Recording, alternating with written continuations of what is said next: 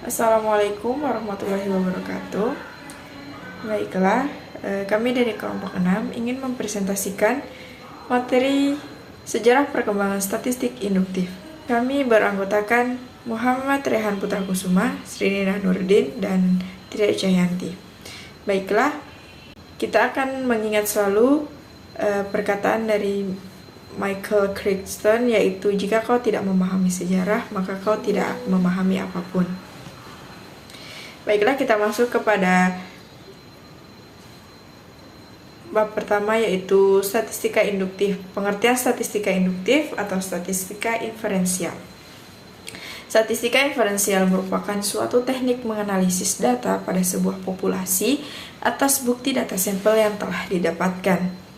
Menurut Walpole, statistik inferensial adalah semua metode yang berhubungan dengan analisis sebagian data untuk peramalan atau penarikan kesimpulan mengenai keseluruhan gugus data induknya. Menurut Subhana, statistik inferensial merupakan statistik yang berhubungan dengan penarikan kesimpulan yang bersifat umum dari data yang telah disusun dan diolah.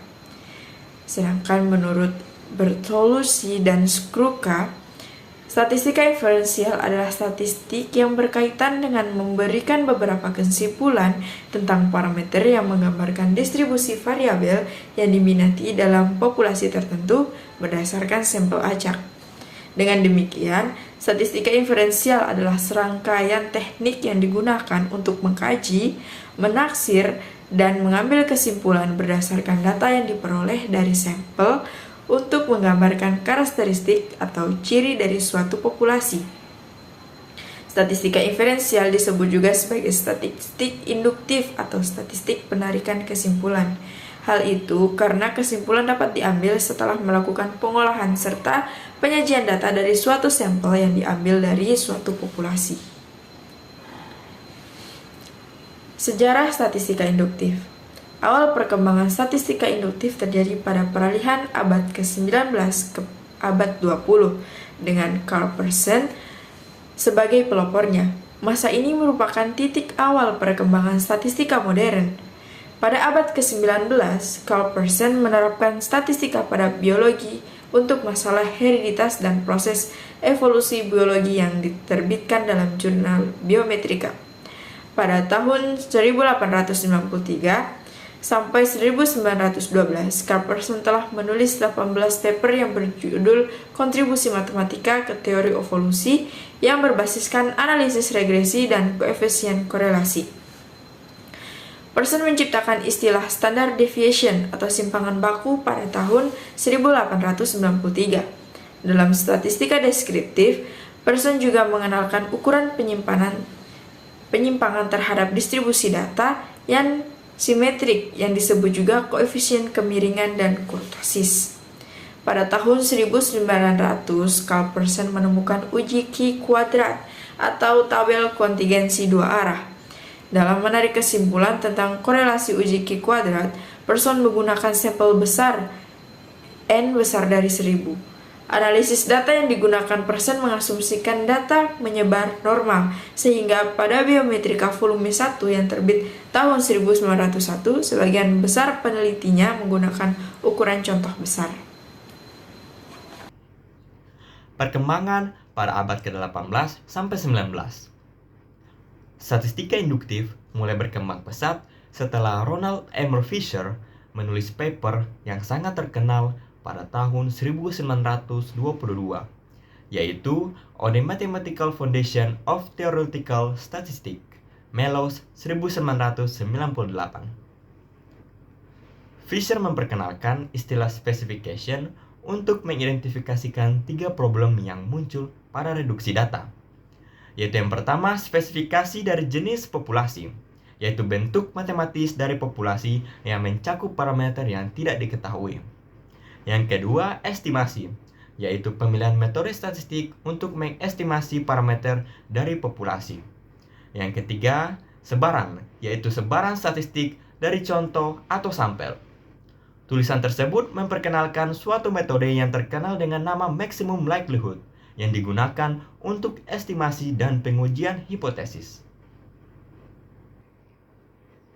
Pada tahun 1946, Kalliampudi Radhakrishnan Rao mengembangkan fungsi diskriminan linear Fisher untuk klasifikasi dengan banyak grup. Selain itu, Rao juga berkontribusi dalam mengembangkan matematika statistik dengan teorinya yang terkenal, yaitu pertidaksamaan Rao-Kramer dan teorema Rao-Blackwell yang dikemukakan secara terpisah oleh Rao pada tahun 1945 dan Blackwell pada tahun 1947. Prasanta Chandra Mahalanobis berkontribusi dalam mengembangkan analisis propaganda. Salah satu kontribusinya yang besar adalah jarak Mahalanobis atau D-statistik yang merupakan ukuran jarak untuk data dengan variabel banyak yang digunakan dalam analisis klasifikasi. Pada tahun 1931, Hotelling memperkenalkan statistik T kuadrat yang merupakan generalisasi dari statistik T-student untuk menguji hipotesis nilai tengah pada data peubah ganda. Pada pertengahan 1970, Efron memperkenalkan metode bootstrap untuk menduga parameter dari sebaran yang tidak diketahui bentuknya. Pada dekade 80-an, perkembangan metode non-parametrik mulai sering digunakan seperti pada regresi non-parametrik, estimasi distribusi dengan kernel, dan neural network. Perkembangan statistika pada abad ke-20 sampai ke-21. Pada abad 20, statistika berkembang menjadi ilmu yang matang. Selain di bidang pertanian, statistika berkembang pada bidang psikologis, ekonomi, sosiologi, industri, dan lain-lain. Perkembangan statistika di bidang pertanian cukup banyak, terutama dalam penggunaan rancangan percobaan yang memang sudah diawali pada masa Fisher. Secara keseluruhan, hubungan antara statistika induktif dari abad ke-20 hingga ke-21 terletak pada transformasi teorinya menjadi lebih konvensional dan praktis. Kemajuan teknologi komputasi telah memungkinkan metode inferensial yang lebih kompleks diterapkan pada dataset yang lebih besar dan lebih beragam. Statistika induktif yang didasarkan pada prinsip-prinsip dari abad ke-20 kini telah menjadi tulang punggung analisis data di berbagai bidang ilmu dan industri abad ke-21. Kesimpulan, statistik induktif atau statistik inferensial telah mengalami perkembangan pesat dari awal abad ke-20 hingga abad ke-21.